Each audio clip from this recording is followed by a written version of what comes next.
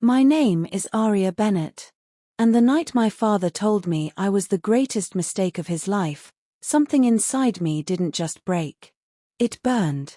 I was 21 years old, standing in the dining room of our colonial house in Ridgewood, my hands shaking so badly I had to press them against my stomach to keep them still. "I'm pregnant," I said. 3 words.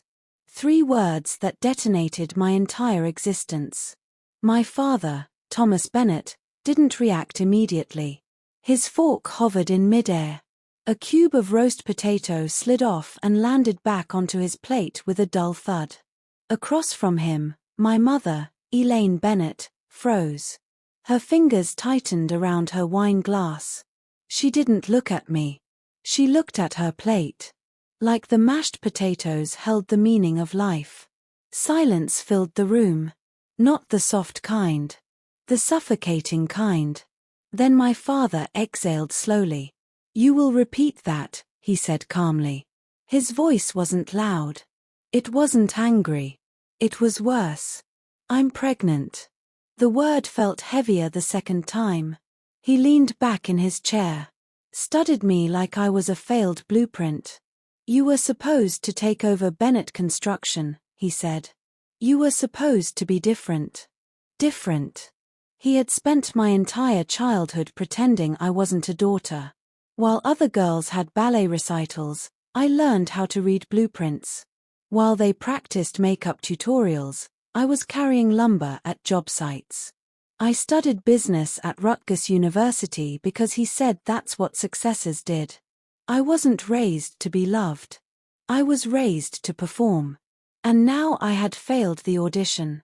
His chair scraped violently against the hardwood floor as he stood. "You are the most selfish, irresponsible mistake I have ever made." The word mistake sliced clean through me. My mother inhaled sharply. But she said nothing. He pointed toward the staircase. "You have 1 hour. Pack your things. Get out of my house. And take your situation with you." I looked at my mother. Begged her with my eyes. "Please. Say something. Anything." She swallowed. And looked down. That was the moment I understood something devastating. My mother loved peace more than she loved me. Have you ever tried to fit 21 years of existence into 2 suitcases? You don't pack logically. You pack in grief. I shoved clothes in without folding them. Grabbed childhood photos until I realized most were family pictures, ones I was about to be erased from anyway. My hands trembled so violently I dropped my jewelry box twice. Downstairs, the television turned on. A laugh track echoed through the house. My father was watching a game show, while I dismantled my life upstairs. When I carried the suitcases down, neither of them stood. Neither of them hugged me. My father didn't even look at me. "Do not contact us until you've fixed this," he said. Fixed this. Like my baby was a cracked windshield. I walked out the front door. And this time, I didn't look back. I sat in my car under a flickering streetlight and called Ryan Mercer. The father of my child. The man who promised me forever. Voicemail. Again. Voicemail. Then, 3 hours later, my phone lit up. 6 words. "I can't do this. I'm sorry." I stared at the screen until my vision blurred. I drove to his apartment the next morning, desperate for answers. A woman answered the door. Blonde. Elegant. Wearing a diamond engagement ring. "I'm looking for Ryan," I said. She smiled politely. "I'm his fiancé." The world tilted. Ryan appeared behind her. His expression wasn't ashamed. It was annoyed. "You need to leave," he said quietly. "Handle your problem." Problem. That word again. The door shut in my face. And just like that, in less than 24 hours, I had lost my parents. My home. My partner. And the illusion that anyone was coming to save me. It smells like mildew and burnt coffee. That's what I learned when I rented a room in a boarding house in Newark for $60. $8 a week. I had $912 in savings. I worked 3 jobs. Bakery at 4 a.m. Dry cleaner at noon. Call center until 10 p.m. At 6 months pregnant, I collapsed between cubicles. When I woke up in the hospital, the doctor looked at me sternly. If you don't slow down, you will lose the baby. Lose the baby. The only thing left that was mine. I quit 2 jobs. I survived on food stamps and rice. So much rice. I learned 32 different ways to cook it. I cried quietly at night so the other tenants wouldn't hear. But when my daughter was born, everything changed. She was tiny. Perfect. Angry at the world in the way newborns are. I named her Lily. Because even in mud, lilies grow. There was no one in the waiting room. No grandparents pacing. No father holding flowers. Just me. And her. The nurse asked if family was coming. They're traveling, I lied. That night, holding her against my chest, I made a promise. You will never feel unwanted. Not one single day of your life. I meant it. Even if it killed me. Grief is loud at first. It screams. It shatters. It makes everything feel impossible. But after a while, it gets quiet. And that quiet is dangerous, because that's when doubt starts talking. For 2 years after Lily was born, I lived in survival mode. Wake up. Feed her. Work. Count dollars. Pretend I wasn't exhausted. I moved from the boarding house into a tiny 1-bedroom apartment with cracked tile and a radiator that screamed every winter. It wasn't beautiful. But it was ours. On Lily's first birthday, I bought a discounted cake with slightly dented frosting. I stuck a single candle in it and sang softly while she clapped her chubby hands. No grandparents. No father. No family. Just us.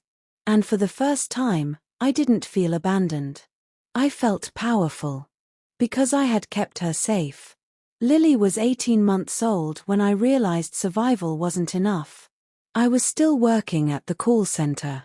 Still apologizing to strangers for problems I didn't create. Still coming home too tired to think. One night, after Lily fell asleep, I looked at our kitchen table. Bills. Overdue notices.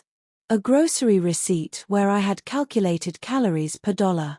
And then I heard it. My father's voice. You'll never be enough. It wasn't real. But it was loud. And for the first time, instead of shrinking, I got angry. Not at him. At myself. I was still living inside the limits he had set for me. That night, I made a decision. I wasn't going to survive anymore. I was going to build. I met Valentina Cruz on a Tuesday. She was 68 years old, sharp as broken glass, and owned a struggling property management firm in Newark. I had applied for a receptionist job. She didn't smile during the interview. You look tired, she said bluntly. I am, I replied. Why should I hire you? Because I need this. Because I have a daughter. Because I refuse to fail.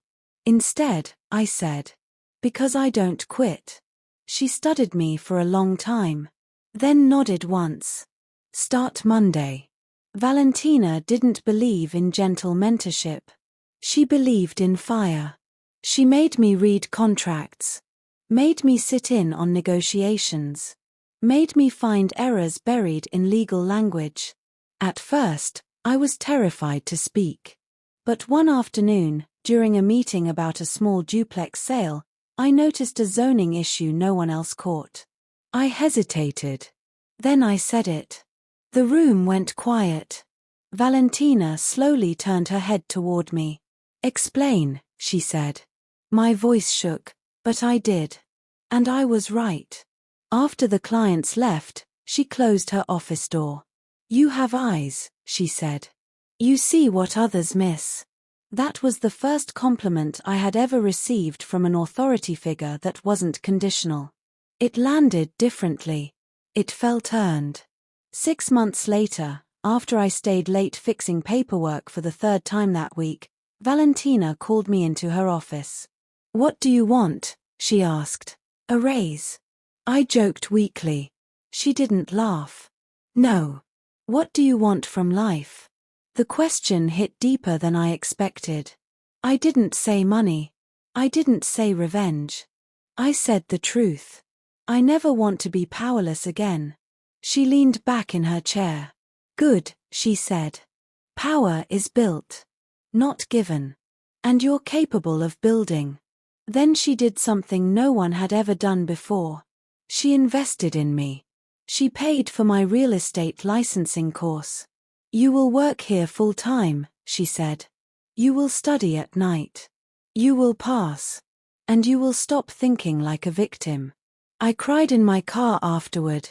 Not because I was overwhelmed, but because someone believed in me.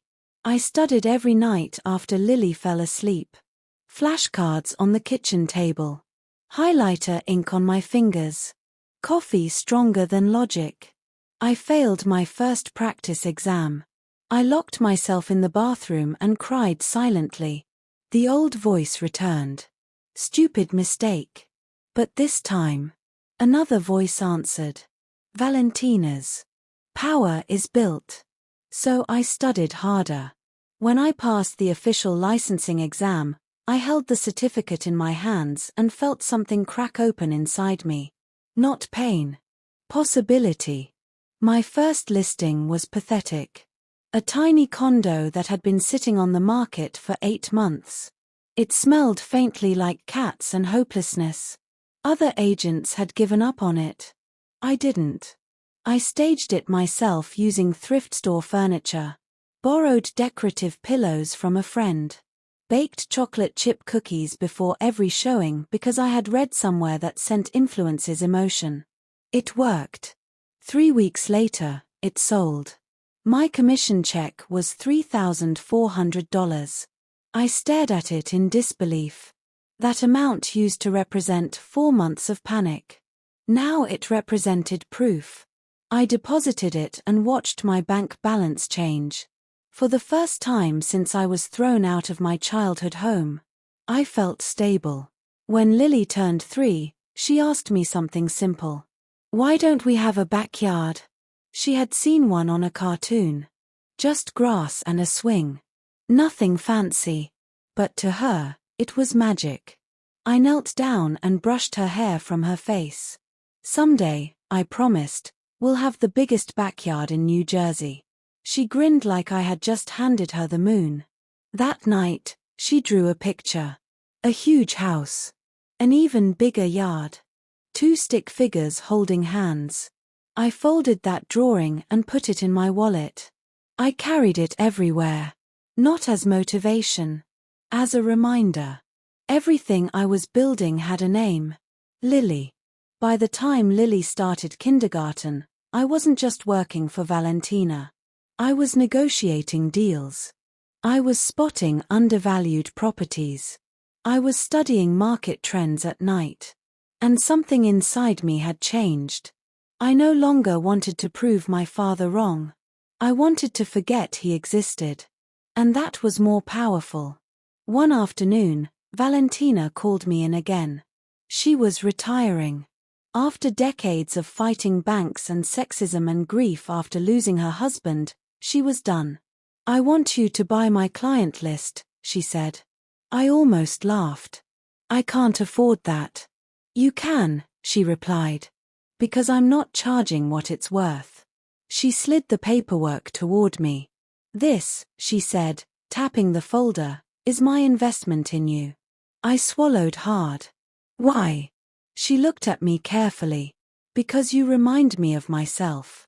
And because someday, when you're successful beyond what you think possible, I want you to remember that someone handed you a match when you were standing in the dark."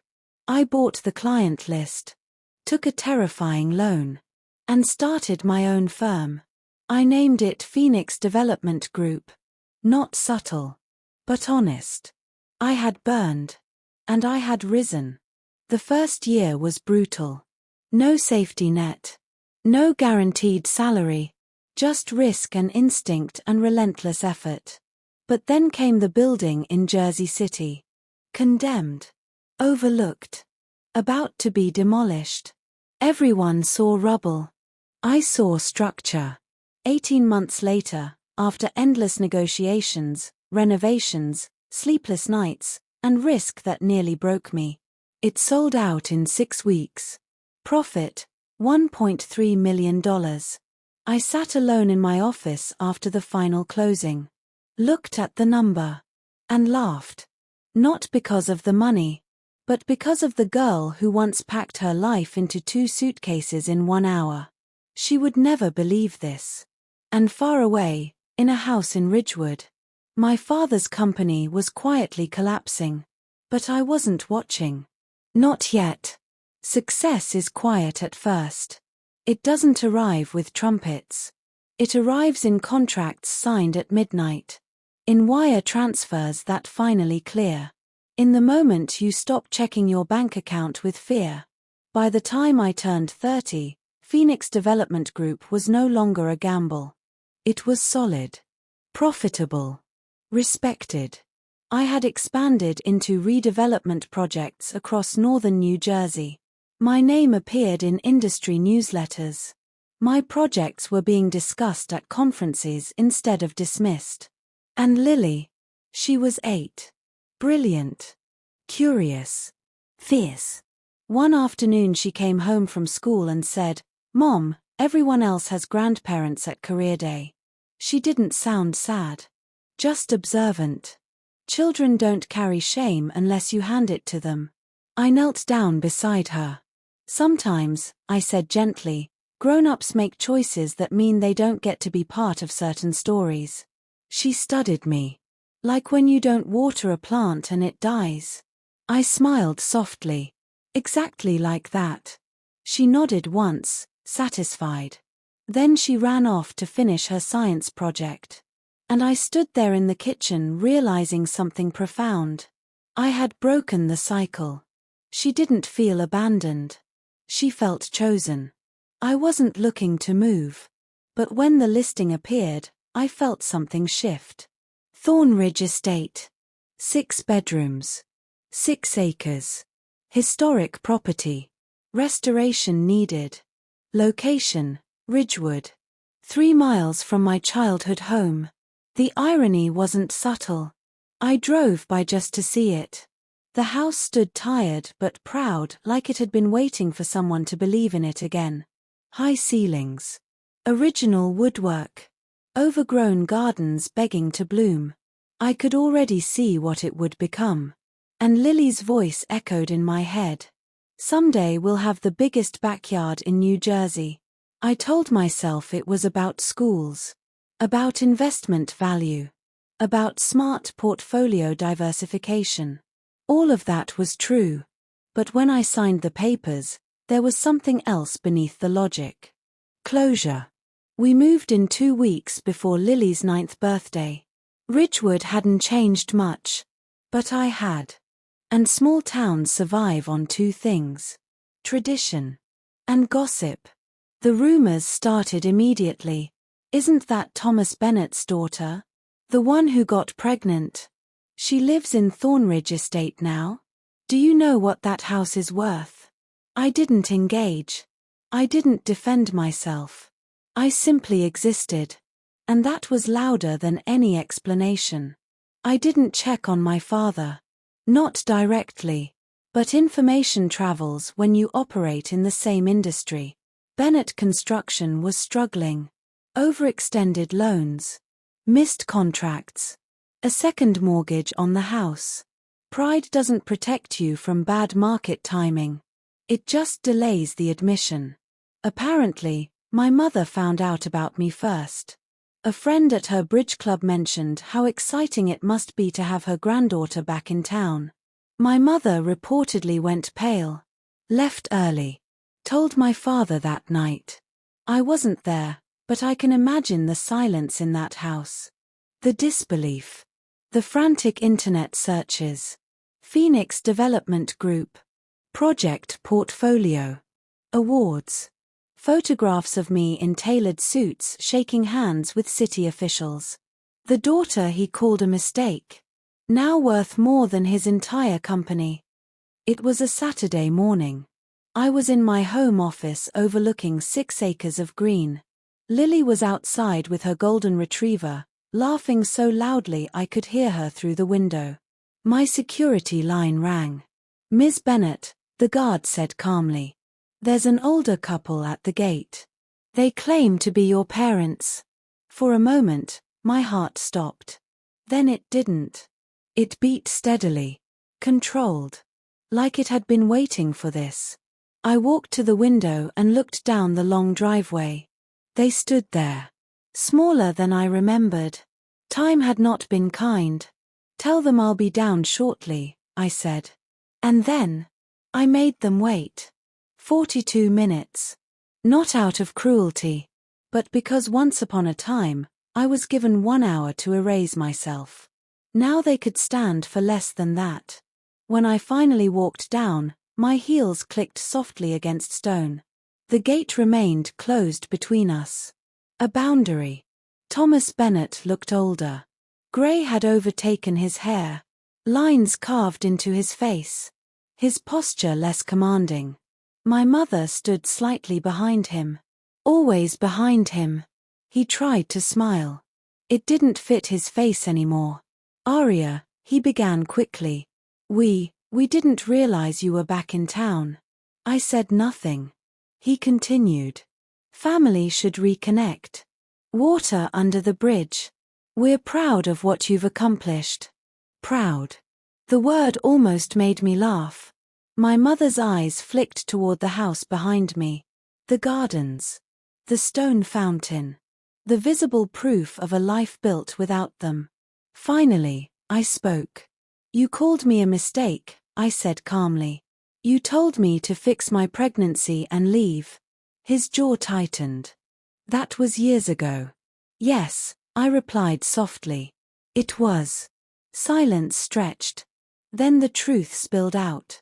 Bennet Construction was bankrupt. The house was at risk. They needed help. There it was. Not reconciliation. Not remorse. Need. "You're our daughter," he said. "Family helps family." I held his gaze.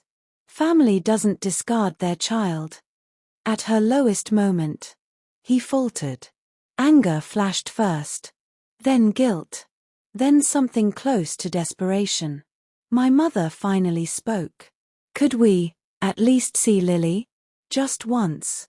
My heart flickered. For 1 second. Then I remembered the letter she had sent years ago. 1 paragraph. "My father thinks it's best we move on. Sorry." That single hollow word. "She doesn't know you exist," I said gently.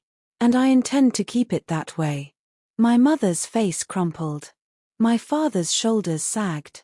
"You'd let us lose everything," he whispered. I looked past them toward the street.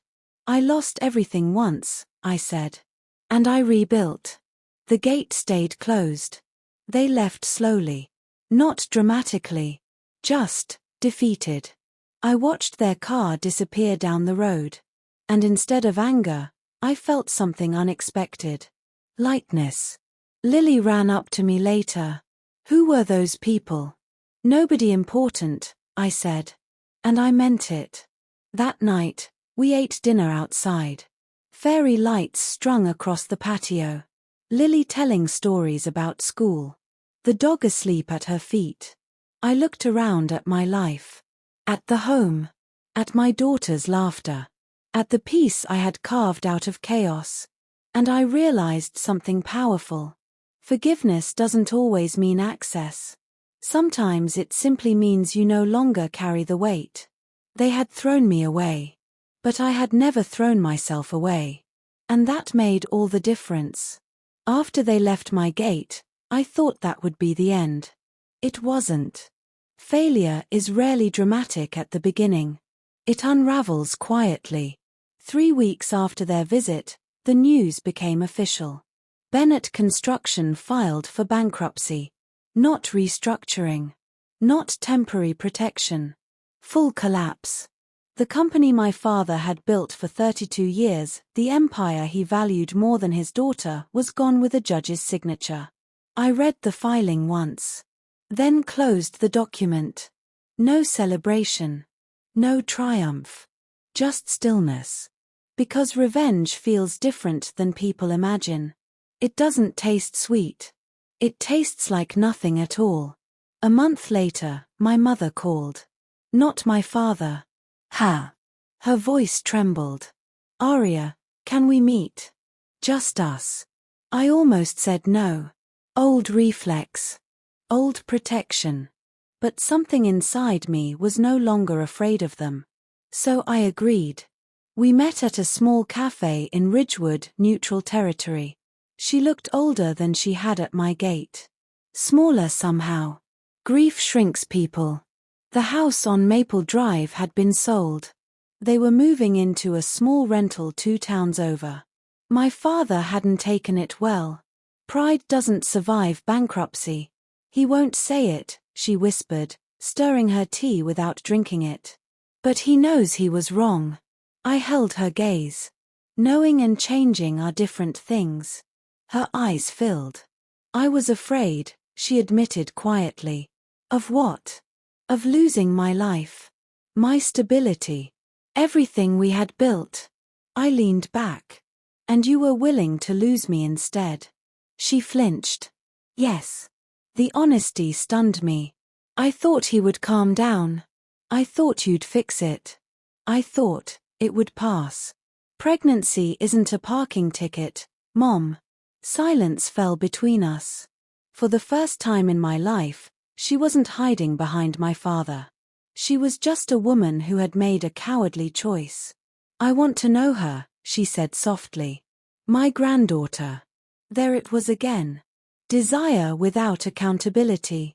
I thought about Lily, bright, confident, secure. I thought about the night I held her in a hospital room alone and promised she would never feel unwanted. You don't get access to someone you rejected before she was born, I said calmly. Tears slipped down her face. I am sorry. I know, I replied. And for the first time, I meant it. But forgiveness and permission are not the same. We parted quietly. No shouting. No drama. Just closure. 2 months later, a letter arrived at my office. Handwritten. From my father. It wasn't long. He didn't beg. He didn't demand. He didn't justify. He wrote, I built buildings my whole life, and I still managed to destroy the most important foundation I ever had. I don't expect forgiveness. I just hope someday you understand that pride can make a man blind. I see clearly now. I'm sorry. Dad. I read it twice. Then folded it carefully. I didn't cry. Because the apology wasn't for me. It was for him. And that was okay. Lily was 19 when she asked again about grandparents. But this time, she wasn't a child. She was standing in our kitchen, tall, confident, brilliant, accepted into a top architecture program. Mom, she said gently, I know there's more to the story. So I told her. Not with anger. Not with venom. Just truth. When I finished, she was quiet for a long moment. Then she asked the question I hadn't expected. Do you regret not letting them back in? I thought carefully before answering. No, I said. Because my job wasn't to heal them. It was to protect you. She nodded slowly. I think I'd like to meet them, she said. The request hit differently than I imagined it would. Not betrayal. Not fear. Just evolution. You're an adult, I told her. If you want to know them, that's your choice. Blood doesn't own you. Choice does. Years passed. Lily graduated.